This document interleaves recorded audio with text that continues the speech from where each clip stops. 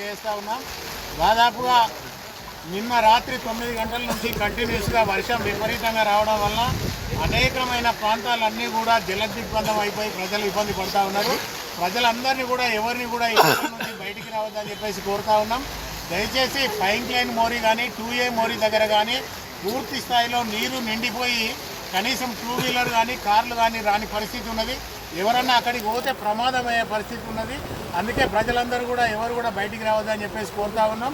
ఇళ్లలో కూడా ఏదైతే పురాణంలో దాదాపుగా 40 సంవత్సరాలు 50 సంవత్సరాల కింద పెట్టిన పెద్ద పెద్ద చెట్లు ఏవైతే ఉన్నాయో ఆ చెట్లన్నీ కూడా చాలా వరకు కూలిపోయి ఉన్నాయి. అక్కడ కూడా ఎవరు ఏదన్నా వెంటనే ఇబ్బంది ఉంటే మున్సిపల్ కార్పొరేషన్కు సమాచారం ఇవ్వవలసిందిగా కోరుతా ఉన్నాం. అదే మాదిరిగా అనేకమైన ప్రాంతాల్లో మెడికల్ కాలేజీ దగ్గర కూడా కాంపౌండ్ వాల్ మొత్తం కూడా కూలిపోయి అక్కడ కూడా ప్రజలు ఇబ్బంది పడుతూ ఉన్నారు. RFCL దగ్గర దాదాపుగా కాంపౌండ్ వాల్ అంతా కూలిపోయి అక్కడ కూడా ప్రజలందరూ కూడా ఇబ్బంది పడుతూ ఉన్నారు. మున్సిపల్ అలాగే పోలీసు మొత్తం కూడా తొందరగా అక్కడ ఉన్న చర్యలు తీసుకొని ప్రజలకు ఇబ్బంది కలగకుండా చూస్తూ ఉన్నాం. కమిషనరేట్కు సంబంధించినది కూడా చాలాపల్లి ఆ ప్రాంతం అంతా కూడా క్యాష్వే మొత్తం కూడా నిండిపోయి రాకపోకలకు ఇబ్బంది అయితే ఉన్నది కనుక ప్రజలందరూ కూడా ఒక రోజు ఇంట్లోనే ఉండాలి. అలాగే స్కూలు యాజమాన్యాలందరికీ కూడా విజ్ఞప్తి చేస్తూ ఉన్నాం. 2 రోజులు స్కూలుకు సెలవులు ఇచ్చి పిల్లలకు ఎలాంటి ఇబ్బంది కలగకుండా చూసుకోవాల్సిందిగా కోరుతూ ఉన్నాం. మున్సిపల్కు సంబంధించిన మా కమిషనర్ గారు, మేము, మా కార్పొరేటర్లు అందరము, జవాన్లు, శానిటరీ సూపర్వైజర్లు అందరూ కూడా ఉదయం 6 గంటల నుంచే పబ్లిక్ ఎలాంటి ఇబ్బంది కలగకుండా ఎక్కడికక్కడ కూడా చర్యలు తీసుకుంటూ ఉన్నాం కనుక ప్రజలు సహకరించవలసిందిగా కోరుతూ ఉన్నాం. ధన్యవాదాలు. ఈరోజు వీళ్ళపల్లి ప్రాంతంలో మేము గతంలో నుండి కూడా మేము చెప్తున్నాం, ఈ వీళ్ళపల్లి ప్రాంతంలో వీరు నిర్లక్ష్యం వహిస్తున్నారని.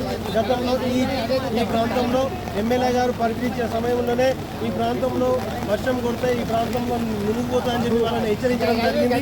అయినా వీరు ప్రపంచాలు కూడా వీళ్ళు ఇక్కడ ఈ ప్రాంతానికి ఎలాంటి చర్యలు కూడా చేయకుండా ఈరోజు ఈ విపత్తుకి ఇక్కడ జరిగిన ఇల్లు మునిగిపోవడానికి కారణం ఇక్కడ పూర్తిగా RFCL యాజమాన్యమే బాధ్యత వహించాలి. ఇక్కడ చాలా రోజులు చెప్తున్నాం, అనేక రకాల సమస్యలు ఇక్కడ ఉన్నాయని చెప్పి వెంటనే ఈ ప్రాంతం ఇచ్చిన ఎమ్మెల్యే గారు కూడా పదే ఈ విషయం వాళ్ళకి చెప్తూ ఉన్నారు, హెచ్చరించడం జరుగుతుంది. వర్షాకాలం వస్తుంది, ఈ చుట్టుపక్కల ప్రాంతాల నుంచి క్లియర్ చేయాలి, ఇక్కడ డ్రైన్ క్లియర్ చేయాలి అని చెప్పి చెప్పడం జరిగింది.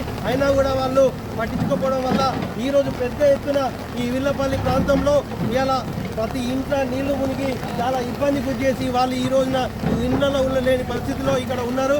వాళ్ళు ఇకనైనా వీళ్ళు ఈ ప్రాంతాన్ని వాళ్ళు ఖచ్చితంగా పట్టించుకొని పూర్తి స్థాయిలో కనీసం వీళ్ళకి ఉపాధి అవకాశాలు ఇవ్వడం లేదు. ఆయన ఆ విధంగా కూడా కాకుండా కనీస సౌకర్యాలు కూడా పట్టించుకోవడం లేదు. ఇక్కడ విషవాయు కోరల్లో వీళ్ళు ఇబ్బంది పడుతున్నా కూడా వీళ్ళని అనేక సార్లు RFCL యజమానికి చెప్పడం కూడా జరుగుతుంది.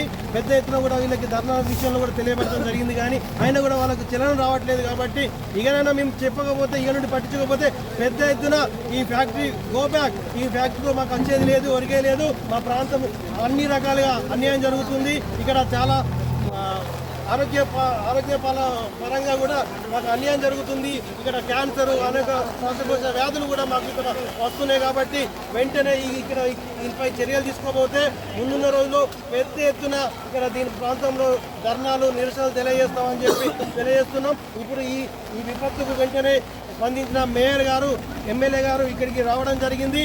వెంటనే వాళ్ళు వచ్చి పరిశీలించి RFCL యజమానితో మాట్లాడడం జరిగింది. కలెక్టర్ గారు, సిపి గారు, DSP గారు, ACP గారు కూడా ఈ ప్రాంతానికి రావడం జరిగి ఈ ప్రాంతం విషయంలో వాళ్ళు పరిశీలించి RFCL కూడా గట్టిగా వాళ్ళకి హెచ్చరించడం జరిగిందని చెప్పి సందర్భంగా తెలియజేస్తున్నాం. ఈ వీళ్ళ ప్రాంత ప్రధాన పౌరులుగా మేము ఖచ్చితంగా ప్రజల సమస్యను గుర్తించి ఖచ్చితంగా ముందున్న రోజుల్లో ఈ ప్రాబ్లం మరలా తరలితే పెద్ద ఎత్తున ఈ RFCL మీద మేము ధర్నా చేస్తామని చెప్పి తెలియజేస్తున్నాం.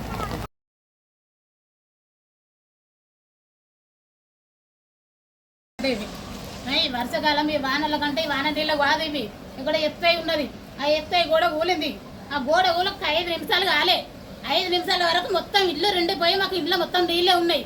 మరి ఈ వాన నీళ్ళు కాదా ఎత్తాయి, మాకు ఈ ఊరు లేపరు. ఏంది బాధ, మాకు ఎండాకాలం ఈ బాధే, వానాకాలం ఈ బాధే. మరి ఊరు లేపమంటే ఊరు కూడా లేపరు అవుతుంది. మమ్మల్ని ఎందుకు మేము బతకాలా సావాలా? మేము ఈ ఊరు లేపమంటే అట్లా లేపుతారు. ఎవరి పరిస్థితి వాళ్ళే చూసుకుంటారు. కానీ ఈ వానకు గోడ దగ్గరకుండా ఎప్పుడు గోడ దగ్గర ఉన్నది. మరి ఎవరన్నా పట్టించుకుంటారా? ఎవరన్నా వస్తారా? ముందుకు వస్తారా? ఇప్పుడు 2 గంటలు అవుతుంది. ఇప్పుడు నీళ్ళకు ఇంట్లో కూడా సద్దాం మేము సాగు ఎప్పుడు చెప్తారో చెప్పండి. మాకు ఏంది వస్తే ఏంది, ఎవరు వచ్చి ఎవరు పట్టించుకుంటలేరు, ఎవరు చెప్తలేరు. అందరూ ఫోన్ చేశారు, అందరూ ఫోన్ చేసి చూసిపోతారు, కానీ ఇవ్వలేదు, వాళ్ళు ఇచ్చుకోలే. వస్తున్నారు, అందరూ చూస్తారు, పోతారు. మరి ఇంకెవ్వరు రాలే, ఎవరు ఏం చేయలేదు. ఇప్పటికి 2 గంటలు 3 గంటలు అవుతుంది. ఈ నీళ్ళు అలాగే ఇట్లా ఇంత ఉండలేకపోతున్నాయి. ఒక కన్నుడు కాలు కన్నకి వస్తున్నాయి నీళ్ళు. అంతకుముందు ఒక చుక్క నీళ్ళు సుక్క రాకపోయి ఎంత వర్షం పడ్డా నీళ్ళ సుక్క రాలే మాకు. ఇప్పుడు ఎప్పుడే గోడ ఊలే నీళ్ళు అన్నిటి వచ్చినాయి మాకు. ఆ గోడ ఊలకపోతే నీళ్ళే రా. గోడ ఊలక 10 నిమిషాలు కాలే. 10 నిమిషాల వరకు నేను పాల ప్యాకెట్ పోయిన షాపు పోయేంత వరకు వెళ్ళి రెండింది. అంతకుముందు నీళ్ళ సుక్కలేదు మాకు. 10 నిమిషాల వరకు గోడ ఊలి. అది తిప్పుకొని గిన్నె నిలబడి తిప్పునే ఉంది గోడ. ఆ గోడ ఒక్కసారి ఇటు కూలింది, తిప్పు అన్నది. ఎక్కడన్నా గోడ కూలిందని చెప్పి అటు చూసినా ఇటు చూసినా ఏడలేదు. మరి అటే గోడ కూలిందని చెప్పి గిన్నె కుర్చీ ఎత్తుకొని నిలబడి చూసిన. ఇక్కడ చూసే వరకు గోడ మొత్తం కూలి వరద వస్తూనే ఉన్నది. ఇక